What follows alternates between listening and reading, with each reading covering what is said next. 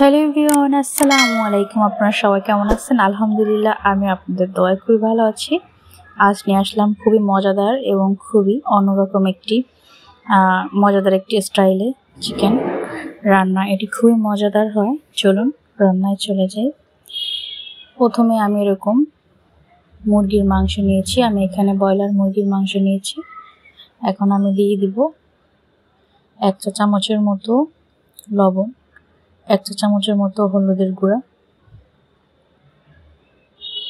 1/2 চা চামচের মতো লাল মরিচের গুঁড়া। এটাকে দিয়ে খুব সুন্দর করে ভালো করে মিক্সড করে নেব।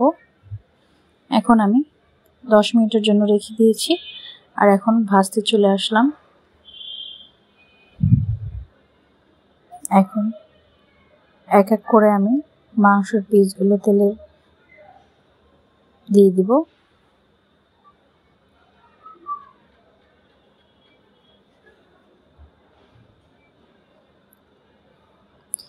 মাংসটা কিন্তু বেশি একদম শক্ত করে ভাজা যাবে না, একটু সামান্য পরিমাণে কালার চলে আসলে কিন্তু মাংসটা আমি নামিয়ে নেব।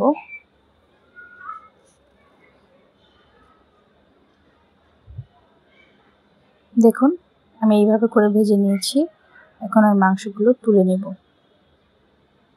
অবশ্যই কিন্তু বেশি ভাজা যাবে না, তাহলে মাংসটা রান্নার পরে অনেকটা হার্ড হয়ে যাবে। এখন সেই তেলে আমি 4টার মতো এলাচ দিয়ে দিয়েছি, 2টার মতো লং আর 3-4টা দারচিনি।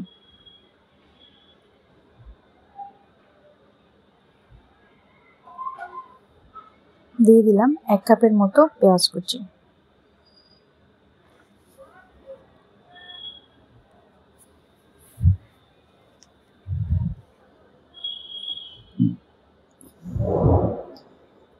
পেঁয়াজটাকে খুব ভালো করে ভেজে নেব।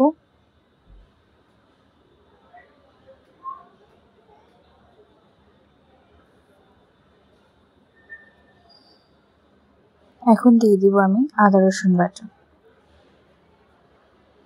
2 চা চামচ আদা বাটা, 2 চা চামচ রসুন বাটা দিয়ে দিয়েছি। এখন এটাকেও 2-3 মিনিটের জন্য ভালোভাবে কষিয়ে নেব। আর দিয়ে দিলাম 1 চা চামচের মতো লবণ। 1 কাপ পানি দিয়ে এটাকে ভালো করে এখন কষিয়ে নেব।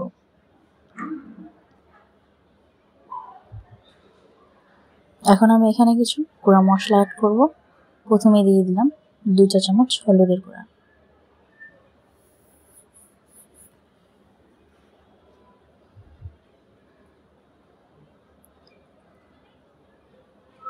1 চা চামচের মতো মরিচের গুঁড়া, 1 চা চামচ ধনিয়া গুঁড়া, 1 চা চামচ জিরার গুঁড়া।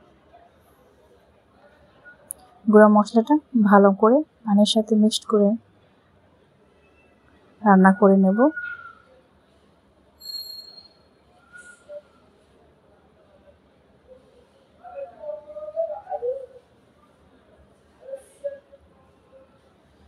আমি এখন 1/2 কাপের মতো দিয়ে দিয়েছি টক দই আর 3-4টা কাঁচামরিচ দিয়ে দিচ্ছি।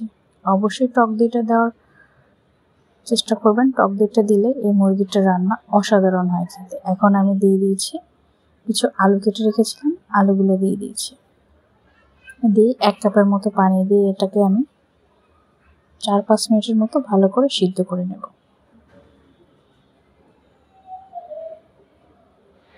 আমি পাটা ভাজিনি, তাই পাটা আমি আগে দিয়ে দিয়েছি সিদ্ধ হওয়ার জন্য।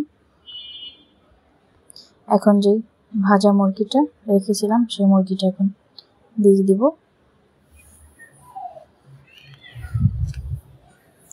খুব সুন্দর করে উল্টি পাল্টি ভালো করে নেড়ে চেড়ে রান্না করে নেব।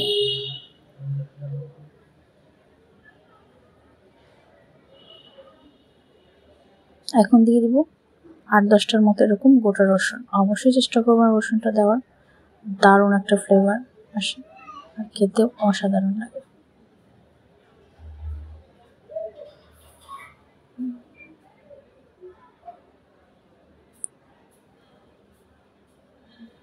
এখন দিয়ে দিয়েছি 2 কাপ পানি ঝোলের জন্য।